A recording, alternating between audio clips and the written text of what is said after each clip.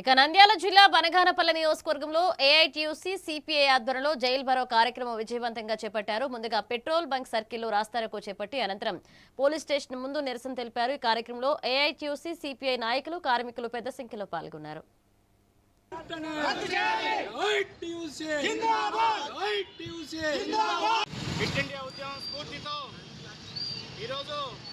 కార్మిక సంఘాల ఆధ్వర్యంలో బంధుకు జైలు భరో